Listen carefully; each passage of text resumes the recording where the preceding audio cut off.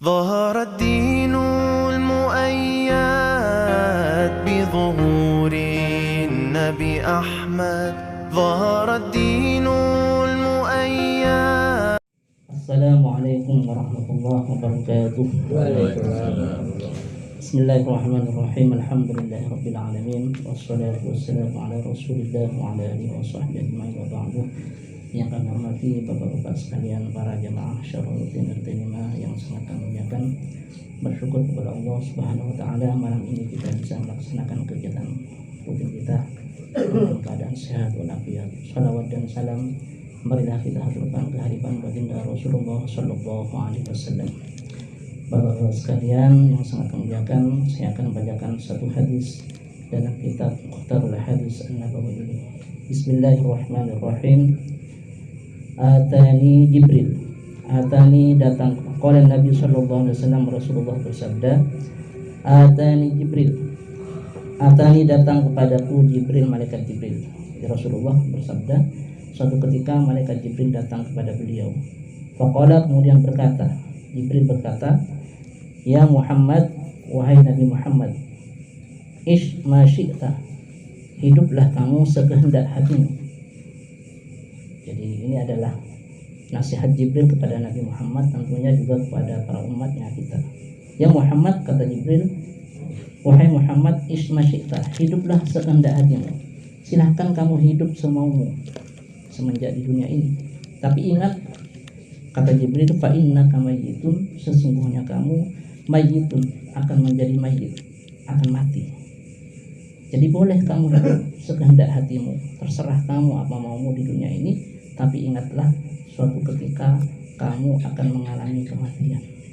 Tentu kalau kita ingat mati dalam hidup ini, kita tidak akan semaunya. Ada aturan-aturan yang oleh Allah sudah diatur. Oleh karena mumpung kita masih diberi umur oleh Allah Subhanahu wa taala, tata umur yang kita peroleh ini yang sangat singkat dalam hidup ini dengan sebaik-baiknya, yaitu untuk beribadah kepada Allah. Kemudian yang kedua, kata malaikat Jibril, wahbib, dan cintailah, senangilah, masyi'ta, apa yang sekehendak hatimu. Jadi senangi apa yang kamu mau di dunia ini. Tetapi ingat, kata Jibril, fa innaka mufariquhu, ingatlah bahwa engkau akan berpisah dengannya. Kita boleh mencintai sesuatu apapun yang kita miliki di dunia ini, harta misalnya, keluarga, istri, anak, semua yang kita miliki silahkan kita cintai.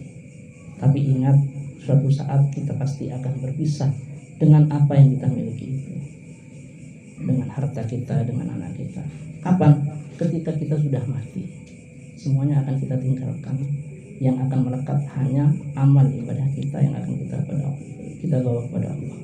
Oleh karena jangan sampai kecintaan kita kepada sesuatu yang kita miliki, apakah itu harta, apakah itu keluarga, anak, istri, itu menghalangi kita untuk mencintai Allah Subhanahu wa taala.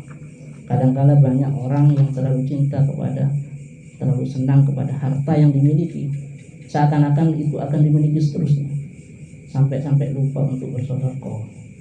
Padahal yang kekal itu adalah apa yang kita sedekahkan.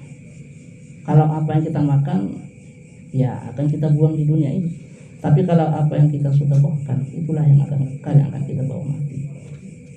Kadang-kala ada orang terlalu cinta kepada anak dan istrinya, sampai menjadi fitnah, tidak beribadah kepada Allah, menghalalkan segala cara demi kecintaan kepada anaknya, padahal itu melanggar aturan Allah. Ini tidak boleh seperti itu kalau kita ingat bahwa kita akan mati. Kemudian yang ketiga, kata Jibril, wa'mal ma syi'ta, berbuatlah kamu ma syi'ta, sekehendak hatimu. Silahkan kamu berbuat apa saja di dunia ini Muhammad, tapi ingat, fa innaka majziyun bih, kamu mau berbuat dosa, mau berbuat kebaikan, silahkan, tapi ingat, kata Jibril, fa innaka majziyun bih, sesungguhnya kamu majziyun, akan dibalas bihi, dengan amayya'mal, jadi man amina sholihan fali nafsih, barang siapa yang mengerjakan kebaikan fali nafsih, maka untuk dirinya, kata Allah. Wa man asa'a fa 'alaiha, tapi barang siapa yang melakukan kejelekan fa 'alaiha, maka dosanya atas dia. Jadi kita boleh berbuat apa saja silahkan di dunia, tapi ingat semua ada konsekuensinya, ada balasannya nanti di akhirat. Tentu kalau kita ingat pada balasan Allah ini, kita akan hati-hati dalam hidup. Wa'lam, dan ketahuilah, kata malaikat Jibril, anna syarafal mu'min, sesungguhnya syarafal mu'min, paling mulianya orang yang beriman, paling mulianya orang mukmin itu adalah qiyamuhu bil lail, yaitu bangunnya dia bil lail pada waktu malam. Jadi semakin kita bangun di waktu malam, bangun ini untuk bertakarub kepada Allah, maksudnya mendekat kepada Allah, bukan untuk yang lainnya, maka itu semakin tinggi derajatnya seorang mukmin.